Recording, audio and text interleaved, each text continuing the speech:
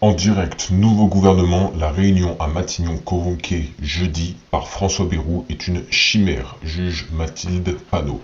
C'est un article de Le Monde. La chef des députés de la France insoumise dit croire que les 4 composantes du nouveau Front populaire voteront la motion de censure que son groupe déposera le 14 janvier, alors que le nouveau locataire de Matignon a convié les forces politiques, mais pas LFI ni le RN, jeudi avant de finaliser la composition de son gouvernement. Alors il me semble que Bayrou avait convié le RN lundi.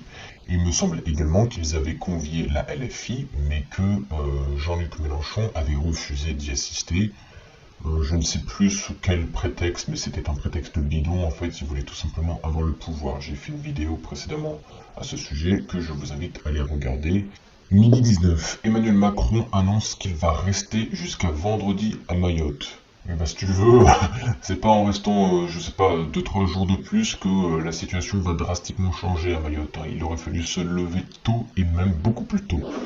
Hein, parce que c'est désastreux en fait la situation à Mayotte maintenant. Honnêtement, c'est malheureux mais je pense que la situation est désespérée. Emmanuel Macron a annoncé jeudi à Mayotte qu'il passerait la nuit, donc une nuit de plus, qu'il passerait la nuit dans l'archipel français de l'océan Indien dévasté par le cyclone Chido afin de se rendre vendredi dans des zones plus éloignées du chef-lieu Mamoudzou. Ouvrez les guillemets, j'irai dans les Bangas demain matin, fermez les guillemets, a dit le président au sujet de ces habitats précaires où vivait près du tiers de la population avant le cyclone et qui ont été largement détruits. Il doit aussi atteindre des zones plus loin dans les terres, a précisé l'Élysée. Dès son arrivée jeudi matin, le chef de l'État avait été interpellé par des Mahorais lui demandant de rester plus longtemps qu'une seule journée. Pour suivre la situation à Mayotte, vous pouvez lire notre livre dédié. Et moi, ce qui me choque, c'est que, en gros, ils voulaient détruire les bidonvilles à Mayotte. Et je crois que ça a été refusé par la gauche. Et ça m'étonne un peu parce que si tu détruis les bidonvilles, c'est pour construire des bâtiments derrière, pour repartir sur des basses scènes. Et donc pour que les gens aient une vie meilleure. Et je comprends pas pourquoi en fait là du coup les gens de gauche ne veulent pas que les Mahorais aient une vie meilleure. Ils préfèrent les voir vivre dans des bidonvilles, c'est insalubre, c'est crade, c'est dégueulasse, tu peux choper plein de maladies. Je continue. 10h32, le parti radical de gauche sera présent à la réunion à Matignon jeudi. Donc ils doivent parler du LFI, j'imagine. Comme le parti socialiste et les écologistes, le parti radical de gauche a annoncé sur X, à moins que ce soit le nom d'un nouveau parti. Attends, on va voir. Parti radical de gauche. Ah ouais, c'est le nom d'un parti? Ah bah je savais pas, tu vois. Bon, attention, maintenant, je sais même pas combien il y a de partis en France. Combien y a-t-il?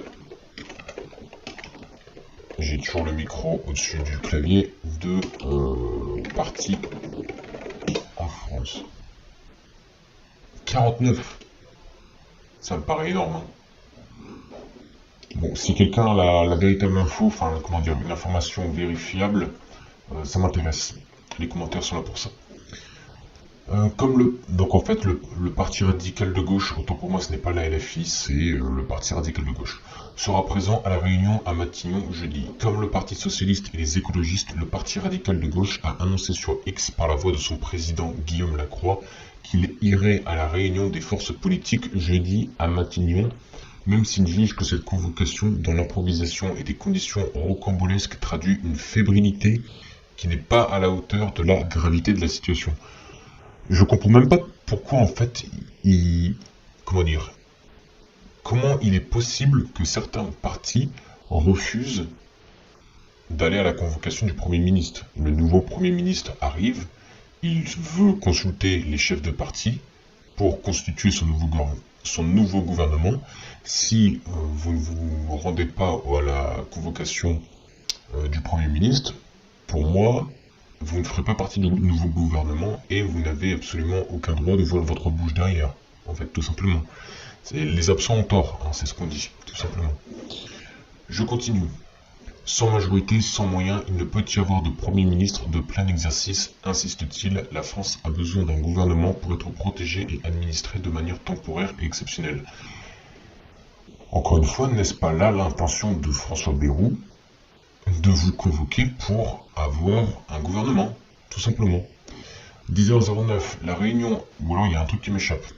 La réunion à Matignon convoquée par François Bayrou est une chimère, juge Mathilde Panot. La réunion à Matignon est une chimère, a lancé Mathilde Panot sur RMC BFM TV. La présidente du groupe La France Insoumise à l'Assemblée nationale dit croire que les 4 composantes du nouveau Front populaire, PS, PCF, écologistes et LFI, voteront la motion de censure que son groupe déposera le 14 janvier, après la déclaration de politique générale de François Bayrou. C'est le moment qui décidera qui est dans l'opposition au gouvernement et qui soutient ce gouvernement, a-t-elle affirmé. Ok, pas grand-chose à ajouter. 8h44, dans une lettre ouverte à François Bayrou, le PS réaffirme qu'il restera dans l'opposition. On ne sait pas pourquoi, enfin, je ne comprends pas pourquoi il s'oppose, il n'y a encore aucun gouvernement qui est établi, aucune décision qui a été établie par François Bayrou, enfin aucune décision qui a été prise par François Bayrou, aucune directive menée, donc je ne comprends pas par rapport à quoi il s'oppose. Est-ce que c'est une opposition de principe? Est-ce qu'il a fait quelque chose de mal, François Bayrou? Je ne sais pas. Dans une lettre adressée jeudi à François Bayrou, le Parti Socialiste PS exprime sa profonde inquiétude après ses premiers jours comme Premier ministre. À ce jour, vous n'avez esquissé aucune méthode, proposé aucun calendrier, ni aucun chemin permettant la stabilité dans la justice. Mais il vous consulte pour ça, il vous demande de vous déplacer pour ça, pour faire ce nouveau gouvernement. Vous n'avez pas évoqué le moindre compromis auquel vous seriez disposé. Peut-on lire dans le courrier alors que le nouveau locataire de Matignon a convié les forces politiques, mais pas LFI ni le RN, jeudi, avant de finaliser son gouvernement avec Emmanuel Macron. Encore une fois, il les a convoqués lundi. Le RN sûr, la LFI, je ne sais pas si c'était lundi, mais de toute façon, ils ont refusé de venir. Donc voilà, qu'ils aillent voilà, chez les Grecs, on va dire. Et du coup, vu qu'il les a déjà convoqués, il va pas non plus les convoquer tous les jours. À quoi ça servirait? C'est comme la justice. Après, ça va prendre 4 ans. 4 ans à ce qu'on ait un gouvernement. Comme la justice, là, avec Paty, ça a pris 4 ans pour qu'il y ait une décision qui soit rendue. Au final, une décision injuste, si vous voulez mon avis. Non, c'est pas la peine. Faut que ça aille vite, là, faut que ça fonctionne. Si jamais l'État français était gouverné par des businessmen, je peux vous dire que ça irait beaucoup plus vite. Hein, on cherche, on cherche l'effectivité dans une entreprise. Je continue. Alors qu'une catastrophe est en cours à Mayotte, votre principale prise de position a concerné le retour au cumul des mandats. Moi, par contre, je pense qu'on devrait, que les politiciens devraient être autorisés à cumuler seulement 2 mandats. Ça me semble déjà énormément. Ça me semble déjà énorme, en termes de revenus et officiellement en termes de temps passé à travailler. Officieusement, certainement moins. Tacle également les 7 signataires, parmi lesquels Olivier Faure, premier secrétaire, Johanna Roland et Nicolas Mayer-Rossignol, premier secrétaire délégué. Hélène Geoffroy, présidente du Conseil national, Boris Vallaud, président du groupe socialiste à l'Assemblée nationale, Patrick Kanner, président du groupe socialiste, écologiste et républicain du Sénat, et Nora Mebarek, coprésidente de la délégation française socialiste et écologiste au Parlement européen. Je suis un peu fatigué, j'ai du mal à lire. Vous me pardonnerez si jamais je bafouille. Le PS réaffirme qu'il restera dans son opposition. Encore une fois, opposition par rapport à quoi? Je ne sais pas. Est-ce que c'est une opposition de principe juste parce qu'ils ont envie d'être pénibles? C'est aussi une possibilité. Plus probable selon moi. Même si nous avons exprimé notre disponibilité à d'éventuels compromis utiles au pays, il nous semble important de préciser que nous ne participerons ni au gouvernement que vous formerez, ni aux discussions relatives à cette composition, affirme-t-il. Donc c'est effectivement plus un principe de vouloir embêter, pour rester poli, le monde. Peu importe ce qu'ils vont faire, peu importe ce qu'il va faire en fait Bayrou, ils ont décidé de ne pas participer au gouvernement, ne pas participer aux discussions. En gros, ils prennent vraiment une posture antidémocratique, le PS. Donc, Est-ce qu'il ne pourrait pas enfin aller chez les Grecs? Et est-ce que dans ce cas-là, s'ils prennent une posture antidémocratique, est-ce que c'est encore au peuple de les nourrir, en fait, de les payer? Est-ce qu'ils ne devraient pas plutôt chercher un autre métier, les gens qui font partie du PS, tout simplement? Je pose la question comme ça, hein. Si les responsables socialistes rencontreront le Premier ministre à Matignon jeudi pour évoquer la difficulté dans laquelle est l'ensemble du pays, et en particulier Mayotte, ils se disent surpris que la participation à ces consultations ne soit ouverte qu'à ceux qui ont eu la responsabilité des affaires du pays à une période ou à une autre de la Ve République. 6h35, invité jeudi à Matignon, les écologistes confirment leur présence. Bon, au moins, eux, ils font l'effort de participer au processus démocratique. C'est quelque chose qui est louable. Invité jeudi à Matignon, les écologistes ont confirmé qu'ils iraient bien à la réunion des forces politiques convoquée par le Premier ministre, François Bayrou, tout en émettant un avertissement. En fait, les partis qui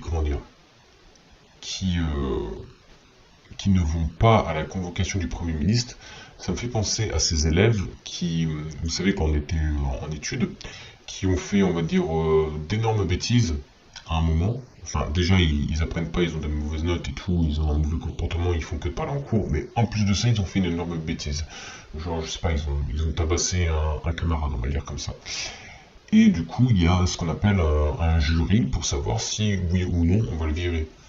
Et 9 fois sur 10, en fait, si l'élève perturbateur ne se rendait pas à ce jury, eh bien, il finissait viré. Ce qui me semble normal, puisqu'il n'était pas là pour défendre sa cause. Et bien là, il devrait arriver exactement la même chose aux partis qui ne répondent pas à la convocation du Premier ministre, en fait, tout simplement. 6h35. Ah oui, j'en note là, la poursuite à l'identique d'une politique déjà désavouée par les électeurs dans les urnes, mais aussi par les députés au moyen de la censure, ne pourra conduire qu'aux mêmes effets. Il est de la responsabilité du camp présidentiel de l'éviter, affirme ainsi le parti de Marine Tondelier dans un communiqué. C'est le message que nous viendrons solennellement rappeler au Premier ministre et aux autres participants de la réunion cet après-midi, ajoutent les écologistes. Près d'une semaine après sa nomination, au terme d'une première série de consultations, François Bayrou a convié les forces politiques et les présidents de l'Assemblée nationale, Yael Braun-Pivet, et du Sénat, Gérard Larcher, à 14h à Matignon, mais pas la France Insoumise ni le Rassemblement national. Encore une fois, c'est normal, il les a déjà convoqués un autre jour. Il ne faut pas non plus passer ses journées à les convoquer. Avant de finaliser son gouvernement avec Emmanuel Macron. Le parti de Marine Tondelier rappelle que le choix d'Emmanuel Macron de nommer François Bayrou ne constitue manifestement pas une alternance politique. Dans ce contexte, les écologistes ne peuvent que demeurer dans l'opposition au Parlement. Les écologistes disent aussi attendre de cette réunion qu'elle soit l'occasion de faire un point de situation sur le drame que traversent les habitants et les habitants de Mayotte, dévastés samedi dernier par le cyclone Chido, je sais pas comment on prononce, et sur les mesures à prendre le plus rapidement possible pour venir en aide aux populations et reconstruire l'île. Attends, par contre, si toute l'île a été dévastée par le cyclone, ça va encore coûter des milliards tout ça. Se disant, comme la plupart des Français, extrêmement inquiets de la situation politique, sociale, environnementale et budgétaire du pays. Ouais, surtout budgétaire. Je pense que la plupart des gens, c'est surtout la situation budgétaire du pays qui les inquiète. Les écologistes répètent avoir des solutions à mettre sur la table. Oula, ça se saurait. Ça se saurait. Dans cette période d'instabilité très préoccupante que traverse notre pays, ça fait à peu près 50 ans, mais c'est bien de se réveiller quand même, que traverse notre pays, 50 ans que la situation sociale se dégrade, 50 ans que la situation économique se dégrade, 50 ans que la dette augmente, du coup elle se dégrade. Franchement, rien ne va. Enfin, tout s'empire depuis 50 ans, on va le dire comme ça plutôt. Dans cette période d'instabilité préoccupante que traverse notre pays, nous souhaitons que tout soit fait pour éviter l'erreur qui consisterait à prolonger davantage cet entêtement du président et de ses soutiens, ajoute-t-il. Fin de l'article.